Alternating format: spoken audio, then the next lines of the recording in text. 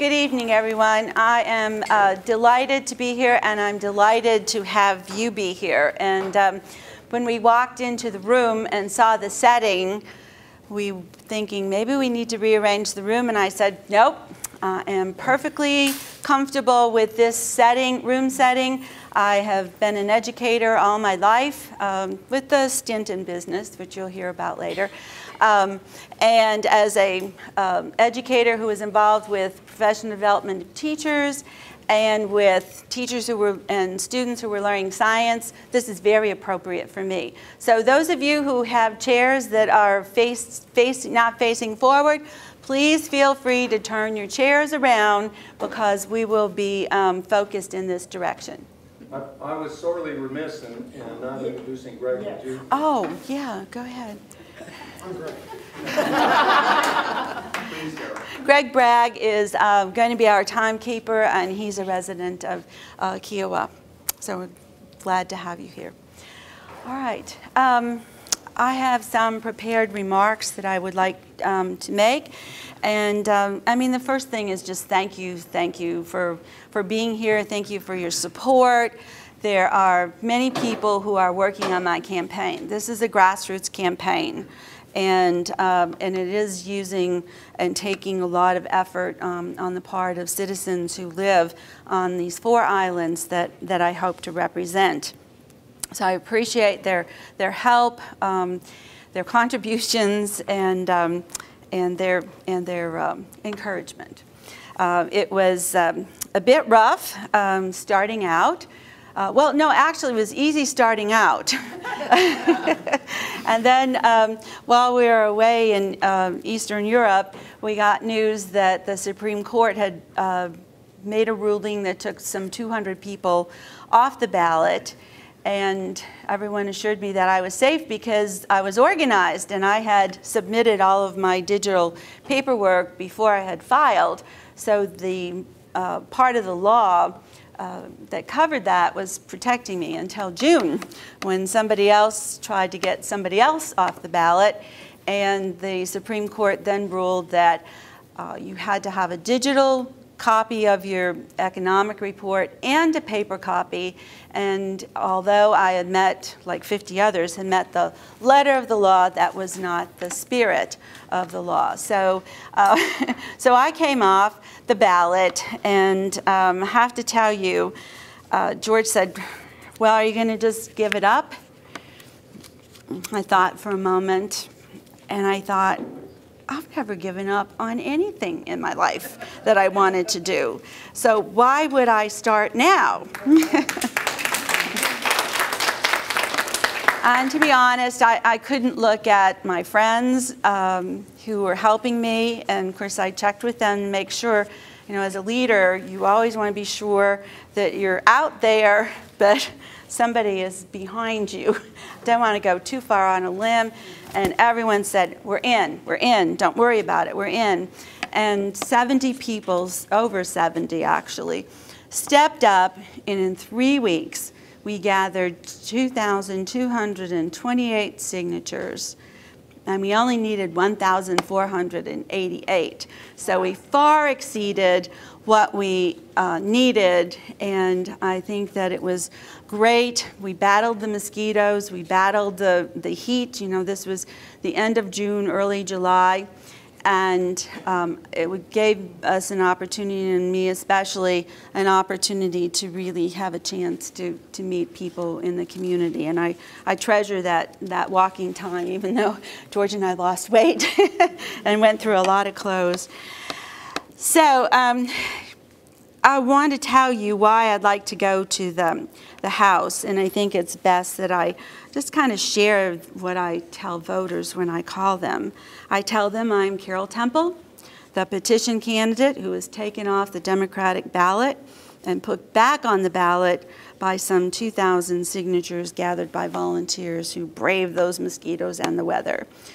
And then I tell them that I want to be their representative in Columbia because I believe, and I truly believe, that a good education is the best way for us to have good, well-paying jobs in South Carolina.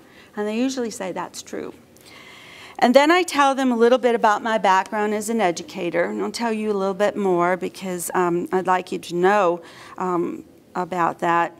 I was a high school science teacher in Chicago. Let's see if I can name all these places. Chicago, Los Angeles, and Columbia, Missouri. Then I was a middle school science teacher in Bloomington, Indiana. And when we moved to Kansas City, I was hired by a school to teach teachers how to use their new science kits. And that was when I fell in love with teaching teachers. So we came to Charleston, and the job that I wanted to do just wasn't available. So I went on to start my own business.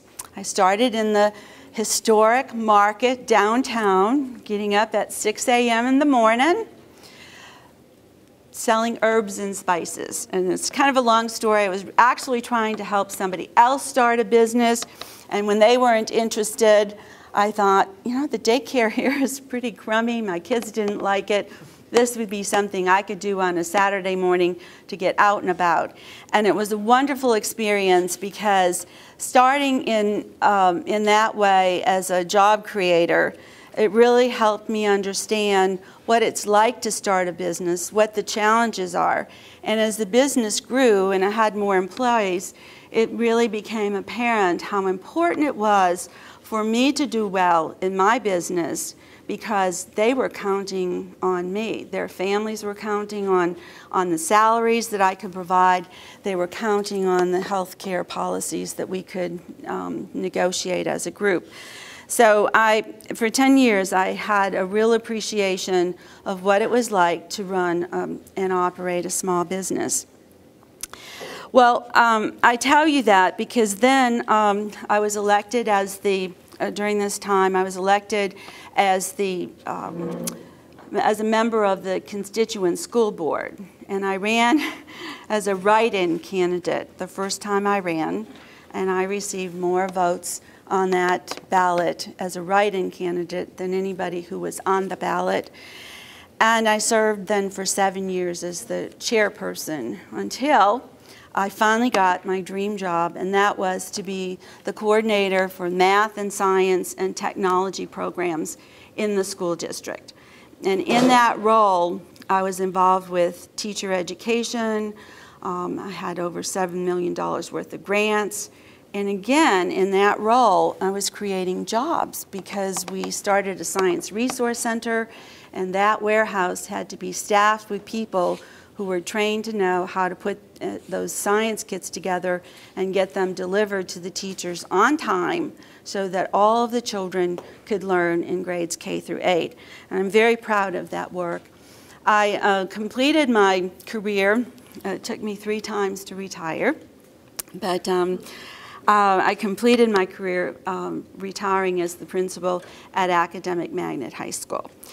So that's my education business background, and what I'd like to do is to bring what I know about education and business, skills that I know, sensitivity that I have to the people who are involved in these kinds of careers to Columbia to see if we can't make a difference. And that's my purpose in running to be the representative for SC House 115. So, my name's on the ballot as a petition candidate, and that's how you'll have to vote for me. But I want to tell you a couple more things. We really need to improve South Carolina. We are in deep trouble, and that's the nice way of saying it. If you just Google the South Carolina ratings, you'll find that we are at the bottom in corruption, toxic waste, unemployment, education, high school graduation rates, law enforcement, living wages, domestic violence was just highlighted in the paper just a few days ago. Teen pregnancy was just highlighted in the city paper. Ethics and the number of women in the legislature. We are at the bottom with the number of women in the legislature. And this list goes on and on. So, you know, basically I say, you know something has to be wrong when the Post and Courier is posting editorials critical of state political issues and its politicians.